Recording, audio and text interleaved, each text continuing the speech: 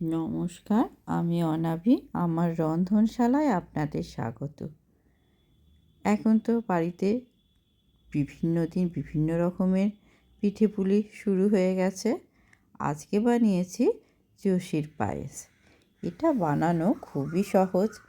যারা কোনো দিনও পিঠে বানাননি তারা কিন্তু এটা বানিয়ে খেতেই পারেন। এটা কিন্তু খুব তাড়াতাড়ি হয়ে যায়, আর যে প্রথমবার বানাবেন তার কিন্তু একদম পারফেক্ট তৈরি হয়ে যাবে। তাহলে চলুন শুরু করা যাক আজকের রেসিপি। প্রথমে গ্যাসে আমি একটা কড়াই বসালাম, তাতে আমি 1 বাটি জল দিয়ে দিলাম আর অল্প একটু লবণ দিলাম। জলটা গরম হয়ে গেলে যে বাটিতে জল দিয়েছি সেই বাটির মাপেই 1 বাটি সুজি দিয়ে দিলাম। এবারে এটাকে ভালোভাবে মিশিয়ে নেব। এটা এইভাবে নাড়াচাড়া করতে করতে একটা ডো তৈরি হয়ে যাবে। জলে সুজিটা অনেকটা ফুলে যাবে, একটা খুব সুন্দর ডো তৈরি হয়ে যাবে।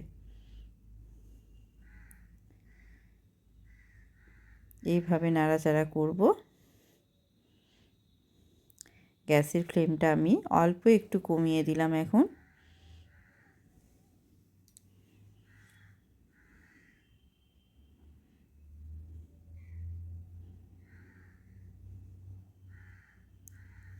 দেখুন খুব সুন্দর একটা ডো তৈরি হয়ে যাচ্ছে, আর সুজিটা ভালোভাবে সিদ্ধও হয়ে গেছে।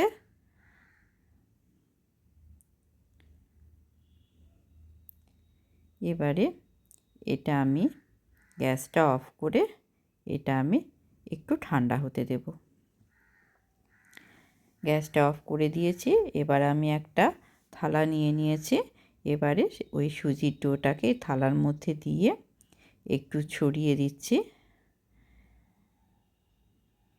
হালকা একটু ঠান্ডা হয়ে গেলে এটাকে আমি মেখে নেব। পুরোপুরি ঠান্ডা কিন্তু করব না, পুরোপুরি ঠান্ডা করলে খুব শক্ত হয়ে যাবে। তাই হালকা একটু ঠান্ডা হয়েছে, তখন এটাকে আমি মেখে নেব। হাতে অল্প একটুখানি ঘি নিয়ে নিলাম। ঘিটা নিয়ে নিলে হাতে সুজিটা লাগবেও না, আর ঘিটা দিয়ে মাখালে চষিগুলোর খুব সুন্দর একটা ঘিয়ের ফ্লেভারটা আসে, খুব ভালো লাগে।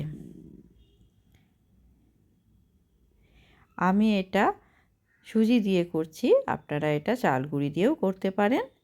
সুজি দিয়ে যখন তখন এটা বাড়িতে আপনারা বানাতে পারবেন, কারণ সুজি বাড়িতে সবসময় অ্যাভেলেবেল।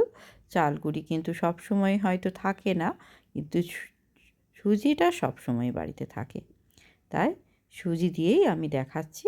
এটা যখন তখন আপনারা বাড়িতে ইচ্ছা করলে এটা বানিয়ে নিতে পারবেন। এটা মাখা হয়ে গেছে। এবার আমি এর থেকে অল্প অল্প করে সুজি নিয়ে লম্বা লম্বা করে এইভাবে পাকিয়ে নেব। তারপর এর থেকে খুব ছোট্ট ছোট্ট এইভাবে রকম লেচি বানিয়ে নেব।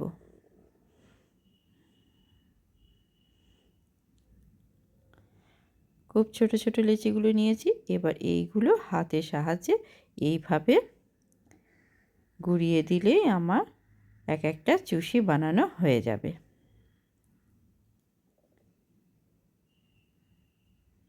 এটা আপনারা চাকার মধ্যে, চাকা বেল্লা যেমন হয় সেই চাকার মধ্যে এটাকে দিয়েও হাতে করে এইভাবে রোল মতো করে দিলেও এটা কিন্তু এরকম চুষি তৈরি হয়ে যায়। আমি হাতে করেই দেখিয়ে দিচ্ছি আপনাদের। এটা খুবই তাড়াতাড়ি হয়ে যায়, আর সবাই এইভাবে করতে পারবেন। এই জন্যে আমি এটা এইভাবে দেখিয়ে দিলাম। দেখুন সবগুলো বানানো হয়ে গেছে। এবার আমি গ্যাসে আবারও কড়াই বসিয়ে নিলাম। তাতে আমি প্রায় 700 ml মতো দুধ দিয়ে দিচ্ছি। দুধটাকে কিছুক্ষণ একটুখানি আমি ফুটিয়ে একটু ঘন করে নেব। দুধটা দেখুন সরসর পড়ছে, আর দুধটা একটু করে ঘন করে নিচ্ছি। এটাতে পায়েসের টেস্টটা খুবই ভালো হয়। এবার আমি এর মধ্যে 4-5টা এলাচ একটু থেতো করে রেখেছিলাম, সেটা দিয়ে দিলাম। এবার একটু নাড়াচাড়া করে নিচ্ছি।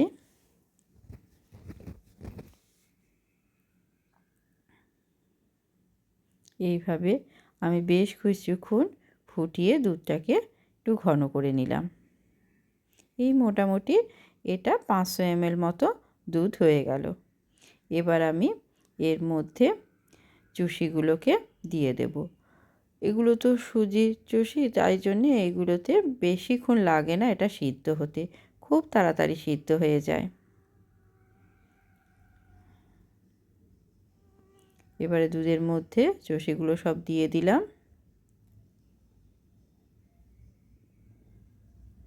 এবারে এটাকে একটু দুধের মধ্যে নাড়াচাড়া করে নেব। খুব বেশিক্ষণ এটা রান্না হতে লাগে না। এবারে হালকা যখন একটু ফুটে আসবে তখন আমি এর মধ্যে 1 বাটি চিনি দিয়ে দিচ্ছি। যে বাটির মাপে সুজি নিয়েছিলাম ওই বাটিরই 1 বাটি চিনি দিয়ে দিলাম। এবারে এটাকে একটু নাড়াচাড়া করে নেব। তারপর এটাকে আমি একটুখানি ফুটতে দেব। যেই এটা ফুটে যাবে, জাস্ট 1 মিনিট মতো 1-1.5 মিনিট মতো ফুটে গেলেই হবে। চষিগুলো কিন্তু সিদ্ধ হয়ে যাবে, সুজি বেশিক্ষণ সিদ্ধ হতে লাগে না। ফুটে উঠেছে, এবার একটু নাড়াচাড়া করে দিচ্ছি আমি, করে এটা আমি গ্যাস অফ করে রেখে দেব। এটা আমি ঠান্ডা হতে দেব। এই রুম টেম্পারেচারে আসবে সেই অবস্থা পর্যন্ত ঠান্ডা করে নেব। ফ্রিজে ভরার কোনো প্রয়োজন নেই, এখন শীতকাল, খুব তাড়াতাড়ি ঠান্ডা হয়ে যাবে। আর এটা ঠান্ডা হয়ে গেলেও দেখবেন ভীষণই নরম থাকে চষিগুলো, একদমই শক্ত হয় না, খুব সুন্দর তৈরি হয়। ব্যাস এবার হয়ে গেছে, এবার আমি এটা সার্ভ করছি। দেখুন কত সুন্দর তৈরি হয়েছে।